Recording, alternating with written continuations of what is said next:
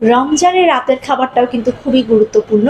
কিন্তু রাতে আপনি কি খাবেন এটাও আপনাকে বুঝতে হবে। কারণ রাতে যদি একেবারে আপনি পোলাও, বিরিয়ানি কিংবা হলো যে অনেকে আছে খুব ভারী খাবার বিশেষ করে খিচুড়ি, মাংস একটু হেভি ফুড খেতে চায়। আমি বলব এই ধরনের খাবারগুলো রমজান মাসে একটু এভয়েড করে চলুন।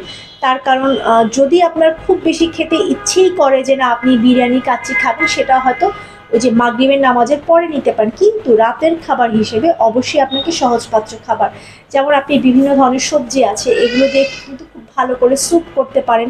আপনি স্যুপ খেলেন, বিভিন্ন সালাদ আইটেম যেটা রয়েছে আপনি সালাদ খেলেন। তারপর হলো মাছ রয়েছে, মাছের বিভিন্ন আইটেম করা যায়। প্রতিদিন কিন্তু একই মেনু আপনার ভালো লাগবে না। এক মাছ দিয়ে বিভিন্ন ধরনের মেনু করা যায়। আপনি ফিশ বল করতে পারেন কিংবা হলো যে মাছের কোনোদিন ঝোলের তরকারি করলেন, কোনোদিন হয়তো বা একটু বারবিকিউ করলেন, একটু ডিফারেন্ট মেনু করে কিংবা কোনোদিন সবজি দিয়ে রান্না করে মাছ খেলেন।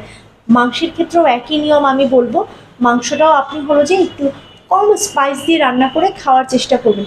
যতটা ঝোলের তরকারি আপনি এই সময়টাতে খাবেন ততই কিন্তু আপনার জন্য ভালো। এবং অবশ্যই তরকারিতে স্পাইস এবং অয়েল কম দেওয়ার চেষ্টা করবেন। সেহরির খাবারে আসলে সেহরির খাবারটাতে যেটা করতে হবে, একেবারে সেহরি না খেয়ে থাকা যাদের অভ্যাস তাদেরকে আমি বলবো সেহরিতে অবশ্যই হেলদি খাবার রাখতে পারেন। রুটিও আপনি চাইলে রাখতে পারেন, তবে রুটির চেয়ে ভাত উত্তম, কারণ ভাত খুব সহজে হজম হয় এবং ভাত থেকে কিন্তু অ্যাসিডিটি হওয়ার চান্স খুবই কম। পাশাপাশি অবশ্যই আপনাকে সবজি রাখতে হবে। শাক যদি খেতে চান আমি বলবো যে শাকটা রাতের খাবারে রাখার জন্য সেহরিতে শাকটা খেলে অনেক সময় দেখা যায় যে একটু অ্যাসিডিটির সমস্যা হতে পারে। আপনার পেঁপে, মিষ্টি কুমড়া, তারপরে হলো জালি, লাউ এই ধরনের যে সবজি এগুলো আপনি চেষ্টা করবেন সেহরিতে রাখার জন্য। সেহরিতে কখনোই একটু ফুলকপি, বাঁধাকপি কিংবা হলো যে গ্যাস হয় এমন ধরনের সবজিগুলো একটু অ্যাভয়েড করবেন। এবং পাতলা ডাল রাখতে ভুলবেন না, স্পেশালি যদি মুগ ডাল রাখতে পারেন কিংবা কয়েক প্রকারের ডাল মিক্সড করেও কিন্তু রাখতে পারেন।